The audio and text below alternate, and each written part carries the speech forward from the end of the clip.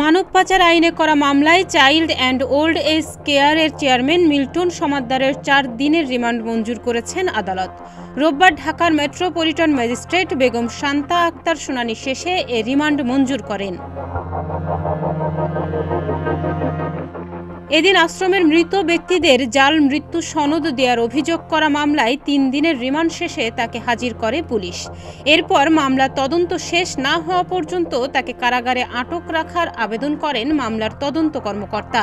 আবেদনের পরিপ্রেক্ষিতে ঢাকার মেট্রোপলিটন ম্যাজিস্ট্রেট আদালত তাকে কারাগারে পাঠানোর আদেশ দেন। এদিকে তার বিরুদ্ধে মানব পাচার আইনের মামলায় গ্রেফতার দেখিয়ে 7 দিনের রিমান্ড নিতে আবেদন করে পুলিশ। আদালত শুনানি শেষে তাকে এ মামলায় গ্রেফতার দেখিয়ে 4 দিনের রিমান্ড মঞ্জুর করে। এর আগে বুধবার রাতে রাজধানীর মিরপুর এলাকায় অভিযান চালিয়ে মিল্টন সমাদ্দারকে আটক করে ঢাকা মহানগর গোয়েন্দা পুলিশ। এরপর বৃহস্পতিবার মিরপুর মডেল থানায় প্রতারণার অভিযোগে একটি মামলা করা হয়। মামলায় মিল্টনের সহযোগী কিশোর বালা নামে একজনকে আসামি করা হয়।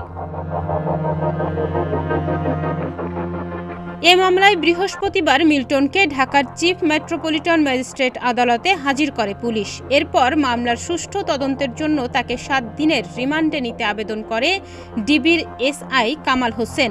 শুনানি শেষে ঢাকার অতিরিক্ত chief metropolitan magistrate Tofazzal Hossain তার 3 দিনের রিমান্ড মঞ্জুর করেন।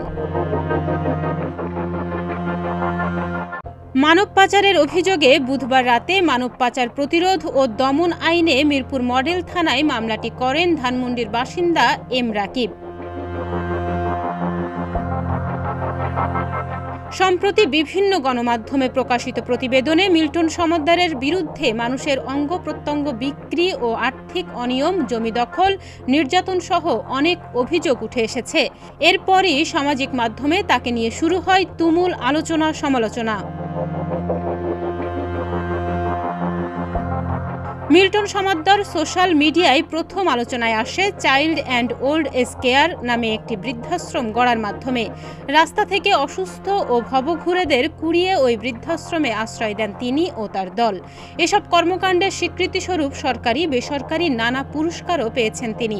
সামাজিক মাধ্যমে তার এসব কর্মকাণ্ডের ব্যাপক প্রচারণাও রয়েছে। ডেস্ক রিপোর্ট, প্রতিদিনের বাংলাদেশ।